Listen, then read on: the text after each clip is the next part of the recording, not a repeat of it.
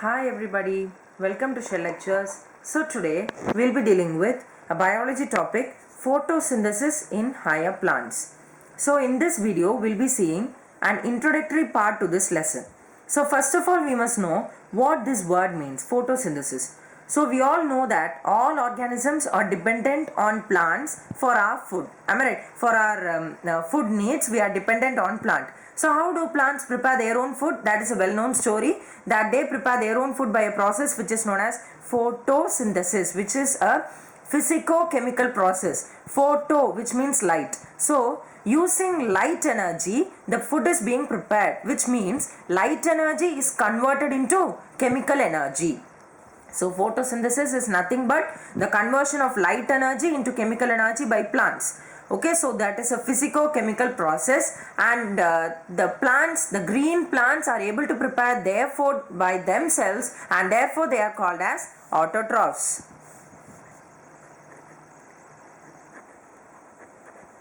Autotrophs are nothing but organisms which can prepare food by themselves. So green plants can prepare food by themselves. So green plants are autotrophs. What about heterotrophs? We all are heterotrophs because we cannot prepare our food by ourselves. We depend on plants for our food needs.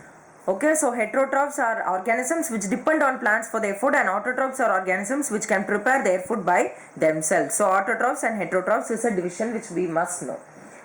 So why is photosynthesis very important? It's two important points are that first of all, photosynthesis is very necessary for plants because it's the only source of food for plants. Okay, that is the first point. The second point is that during photosynthesis, in the product part, oxygen is released. Okay, that we'll come to know in the later section. Oxygen is released in the photosynthesis reaction, which is a very indispensable requirement for human beings, right? We respire oxygen, right? We breathe by means of oxygen.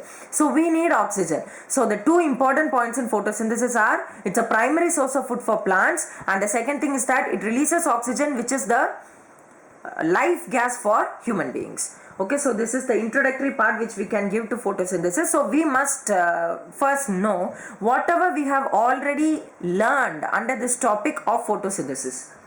So first of all, we know that the requirements for photosynthesis are chlorophyll. Of course, it is the green part of the plant where glucose is being stored, right, as starch. So chlorophyll, the green part of the plant, is of course needed for photosynthesis. Sunlight is needed, water is needed, and then carbon dioxide is needed.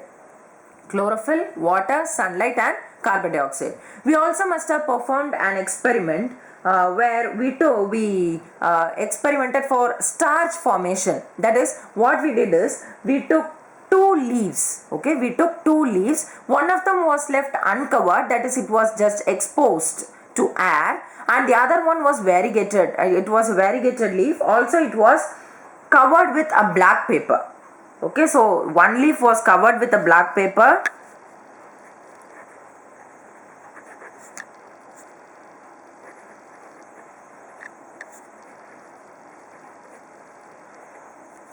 And the next leaf was exposed to air. Exposed to air. So we tested these two leaves for the presence of starch. What is starch? The food that is being prepared by the leaves. So we tested these two leaves for the presence of starch, and we found out that the scientists found out that the leaf which wasn't covered, that is the leaf which was exposed to air, tested positive for starch, while the leaf which was covered by the black paper tested negative for starch. Okay, so the leaf which was exposed to air tested positive, and the leaf which was covered by a black paper tested negative for starch. Okay, so from this we can come to know that photosynthesis necessarily occurs only in the green parts of the plant. Here the green part of the plant was being covered, or it was hidden by a black paper, whereas here it was exposed to air. Okay, so from this what did we learn? Photosynthesis occurred only in the green parts of the leaves, very especially in the presence of light. In the presence of light, photosynthesis occurs only in the green parts of the plant. And the next thing which the experiment which the scientists did, which we already know, is that we took a test tube and we enclosed a leaf in this test tube. A part of the leaf was exposed to air. A part of the leaf was exposed to air. And in the test tube, what did we have is that we had a potassium hydroxide soaked cotton. Potassium hydroxide soaked cotton. Potassium hydroxide is a good carbon dioxide absorber. So, a part of the leaf was exposed to air and the part was immersed into the test tube, and we had KOH soaked cotton in the test tube. Okay, so when you place it for light for some time and when you test for the presence of charge, you can very well find that the exposed part of the leaf tested positive for charge and the one which was inside tested negative for charge because CO2 was absorbed. Okay, so from this we can come to know that CO2 is very necessary for photosynthesis. The presence of CO2 is very necessary for photosynthesis to occur. So this is the first experiment, a basic experiment, and this is a second experiment. Now let us know the experiments which were done by famous scientists. The first one was carried out by Joseph Priestley. We all know this person already. He was the one who discovered oxygen. Okay, he was the one who discovered oxygen. So what he did was, he took a jar and he placed a candle here, and there was a mouse.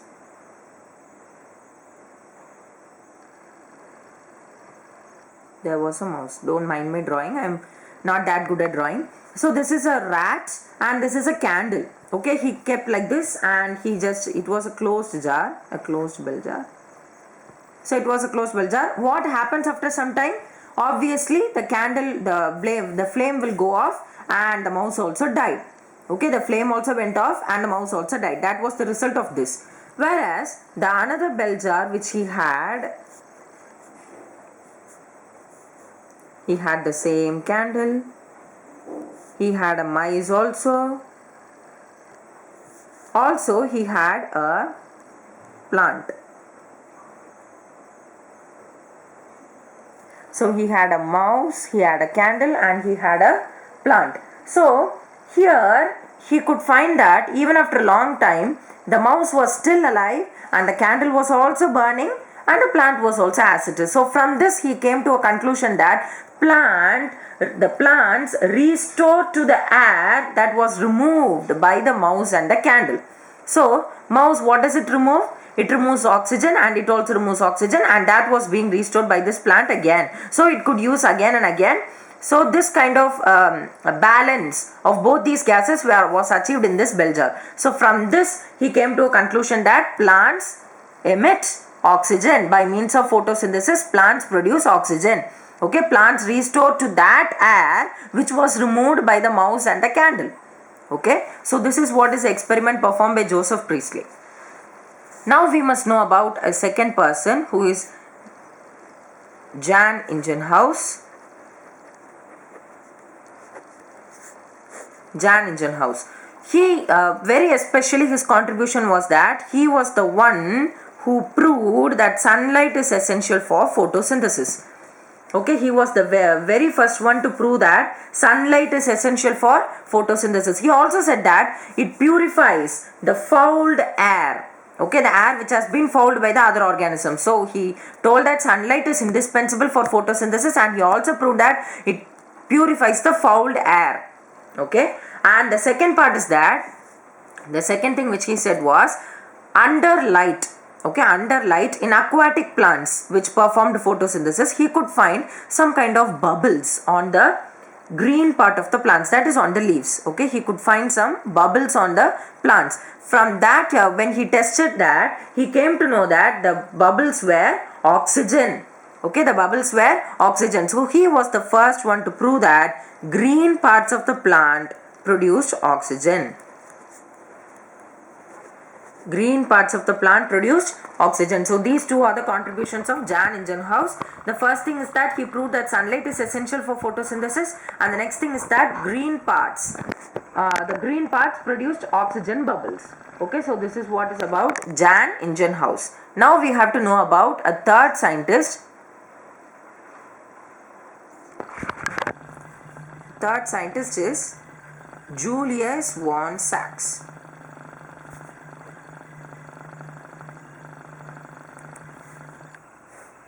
So he was the one who talked about the food which was prepared by the plants. That is, he told that glucose was prepared. Glucose was obviously prepared and produced by plants. And where were they stored? It was stored as starch in the green parts of the plant.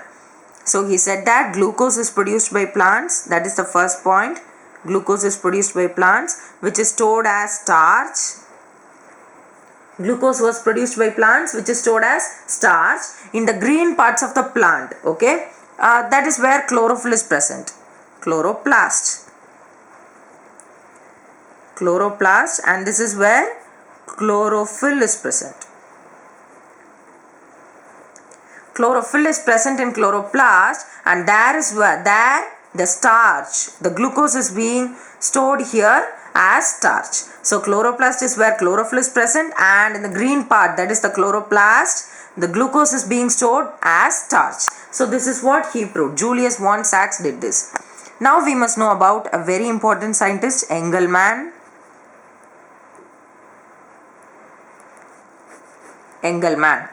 He took a prism and he split the white color into its spectrum. Okay, he split light into its spectral components, to a lot of spectral components, and he illuminated a green algae which was cladophora. Okay, so he illuminated an algae which was present in a medium of aerobic bacteria, which was maintained in a medium of aerobic bacteria. The speciality of aerobic bacteria is that it was necessary to detect the sites of oxygen production, that is where oxygen was produced. Only then we can find out whether photosynthesis has occurred, because oxygen is a major product of photosynthesis. So illuminated cladophora, a green algae which was placed in medium of aerobic bacteria. Aerobic bacteria was used to detect the sites of oxygen production. So when he did so, he found out that the bacteria, so I told you that wherever bacteria accumulated, there oxygen was produced. So the bacteria accumulated only in certain regions where red and blue light were illuminated. Okay, so this was his experiment. Wherever red and blue light was illuminated, the aerobic bacteria got accumulated. So from this he came to a conclusion that actually red and blue light represent the spectrum of chlorophyll A and B. Okay, so that represents the spectrum of chlorophyll A and B. So he did this with cladophora. Aerobic bacteria was used to detect the sites of O2 production, and oxygen was produced only in the sites of red and blue light, which is the spectrum of chlorophyll A and B.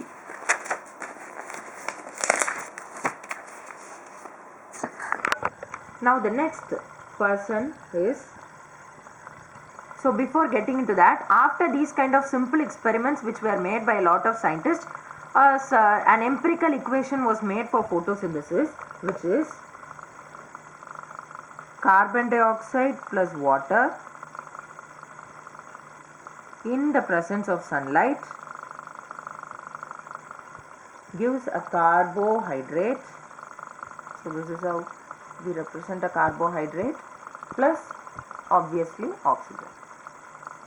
So this is the empirical equation for photosynthesis, which was written after a lot of experiments were conducted based on photosynthesis. But even after this, some experiments were conducted. Out of them, a notable experiment was performed by Cornelius van Niel.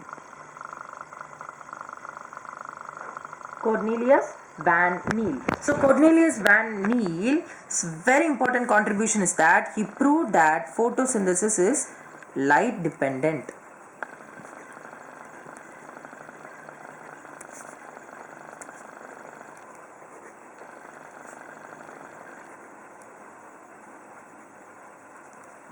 photosynthesis is light dependent. So the very important contribution of Cornelius Van Niel is that photosynthesis is light dependent. So he did this with purple and green bacteria. So he did this with purple and green bacteria, and he found out that an oxidizable compound, that is a thing which can be oxidized, okay, a compound which can be oxidized like this, H2A, okay, an oxidizable compound, when it was treated with carbon dioxide in the presence of light. So an oxidizable compound, this must be oxidizable compound when treated with carbon dioxide in the presence of light gives us A plus the carbohydrate plus water. So what does he want to convey? He wants to convey that it's an oxidizable compound, right? So it must get oxidized, and it has got oxidized here, H2O. Am I right? So this has got oxidized and A has come. So to balance this, we have to write it as 2 here, right? 2 here, then here also 2. Okay, so 2H2O plus CO2 in the presence of light gives 2A plus CH2O plus H2O. So here he said that this is a light dependent reaction again. Hydrogen from a suitable oxidizable compound. So this is the hydrogen from the oxidizable compound reduced carbon dioxide to carbohydrate, right? This carbon dioxide got converted into carbohydrate because this H2 came from this oxidizable compound, and this A has got split. Okay, so this must be an oxidizable compound, and from that hydrogen we could derive a carbohydrate from carbon dioxide. So from carbon dioxide a carbohydrate was produced due to an oxidizable compound which was present in the reaction. This is what he said. Sometimes it may be H2O and this may be O2. Okay, this might be H2O and this might be O2, or it may be H2S and this might be sulfur or sulfate. Okay, depending on that. But for green plants it's H2O and O2. Okay, for green plants it's H2O and O2.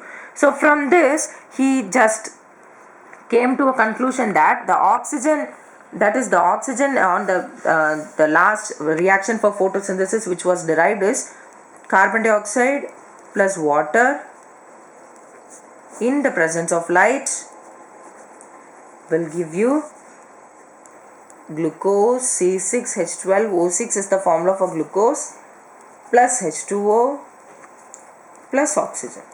So this oxygen essentially came from this water. It did not come from carbon dioxide. Okay, this oxygen came from this water. So if we balance this, this will become 6, this will become 12, and this will become 6, and this will become 6.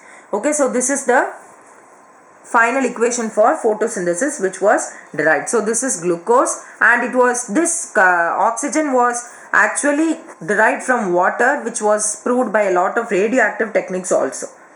Okay, so this is all about the introductory part of photosynthesis. In the further videos, we'll be dealing with a lot of topics in detail as far as this lesson is concerned. Subscribe to my channel if you have not done so far. Like and share this video to whomever you know. Thank you so much for watching.